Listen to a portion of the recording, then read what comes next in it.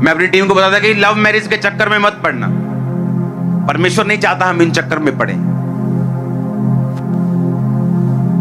पर वो कई बार पास्टर से भी चालाक होते, बोलते नहीं याकूब ने भी तो लव मैरिज की थी, और कितने साल फिर उसने धक्के खाए थे। हाँ तो खाओ फिर धक्के।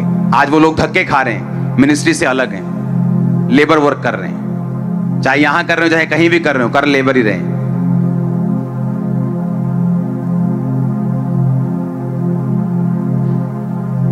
उसने क्या कहा, अपनी थिंकिंग को क्या करना है, चेंज करना है। याकूब को मालूम था कि मेरा बाप इसहाक, उसकी पत्नी मेरी मां कैसे आई थी, कैसे आई थी।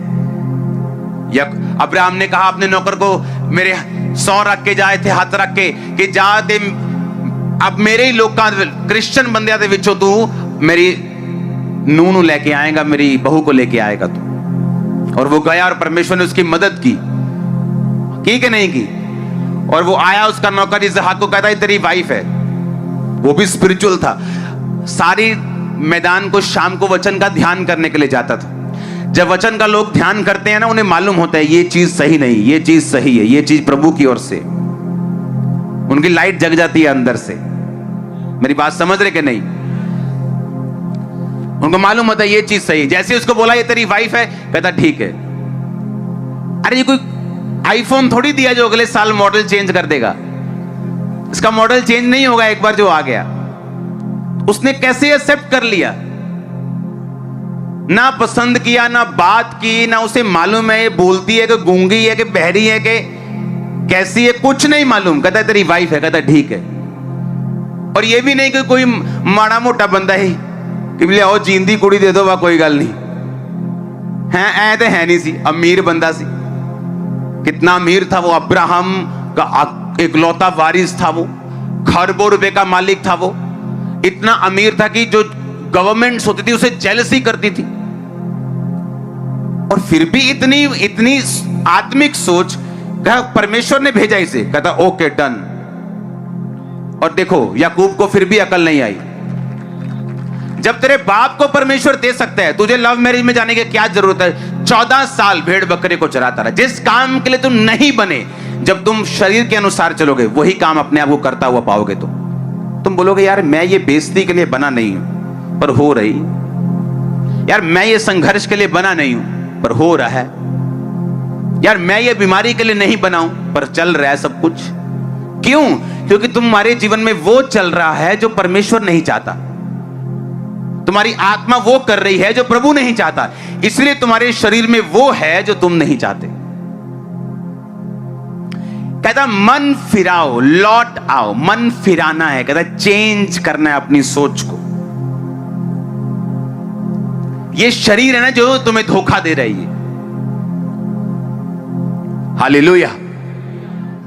अब आंखों से पसंद तो कर ली लड़की, उसके पीछे पीछे 14 साल खराब कर दिए। अपने बाप की गवाही को याद रखो।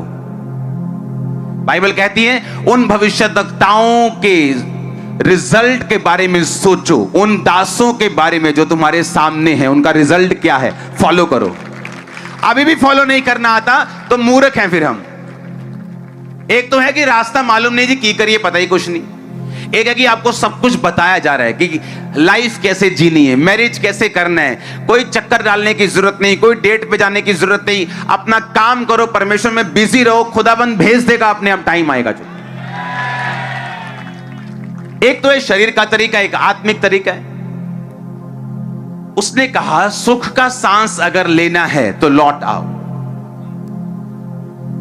जब एक आदमी पाप करता है और गुनाह करता है, वो फिर उन संघर्ष में पड़ जाता है जिसके लिए वो नहीं बनाया गया। एक है कि आपको जब आप काम करेंगे परमेश्वर का, आपको कुछ दिक्कतें आएंगी, लेकिन आप उनको सॉल्व करते जाएंगे, लेकिन वो आपको स्पिरिचुअली थकाने वाली नहीं होगी। लेकिन जब आप परमेश्वर का काम करते करते पाप में गिरेंगे, और तब जब आप गिर जाएंगे, फिर तब जो दिक्कतें आएंगी वो आपको स्पिरिचुअली थकाने वाली होंगी, आपको फ्रस्ट्रेट करने वाली होंगी, आपको दुखी करने वाली होंगी।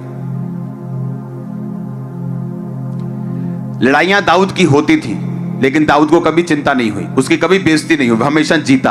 पाप करने के बाद जब वो जा रहा था एक पहाड़ से एक बंदा आया और ऐसे पत्थर फेंकता और मिट्टी फेंकता हुआ कहता, हे ओछे, ओछे मतलब व्यभिचारी, गंदा सोच वाला व्यक्ति, यहां से चला जा। और दाऊद, लोग कहते इसको मारना है, इसने आपकी बेइज्जती की। दाऊद कहता इसने नहीं की। किसने की है? यहोवा ने। और दाऊद को मालूम था कि ये मेरे शरीर ने कमाया है इसको, और इसलिए उसने कहा कि जूफा से मुझे शुद्ध कर दो, मैं पवित्र हो जाऊंगा। मुझे धो तो मैं हिम से भी अधिक श्वेत बनूंगा। मुझे हर्ष और आनंद की बातें सुना, ताकि जो हड्डियां तूने तोड़ डाली हैं वो मगन हो जाए। कौन सी हड्डी टूटी उसकी? चल रहा था, कोई हड्डी नहीं टूटी। आप मेरी बात नहीं समझे। वो बेचैनी जो हड्डियों में थी, जो लाइफ में थी, वो पाप का नतीजा। उसने कहा मुझे हर्ष और आनंद की बातें सुना, यानी मेरे गुनाह को माफ कर दे, मेरे पाप को माफ कर दे, मुझे लहू से धो दे, ताकि फिर से ठंडी सांस आए मेरी लाइफ में। आज पाप में गिरना आसान है। मोबाइल खोलो, आप झट गिर सकते हो। अगर वचन सुनना आसान है, पाप में गिरना भी आसान है। अगर शैतान काम कर रहा है तो परमेश्वर भी काम कर रहा है। अगर गिरना आसान है तो तौबा करना भी आसान हो गया। मोबाइल खोलो, तौबा भी कर सकते हैं वचन सुनते सुनते। आमीन। आपकी लाइफ में आपने जितना शरीर को जीता हुआ है, क्योंकि आज जो परमेश्वर ने मुझे बताया आप लोगों के लिए कि नई शुरुआत आप करने जा रहे हो। आज बहुत से लोग तौबा कर लेंगे और परमेश्वर में अपना जीवन दे देंगे। आप देखना, हमें उन तरीकों से बाहर निकलना है जो परमेश्वर की ओर से नहीं है। आमीन।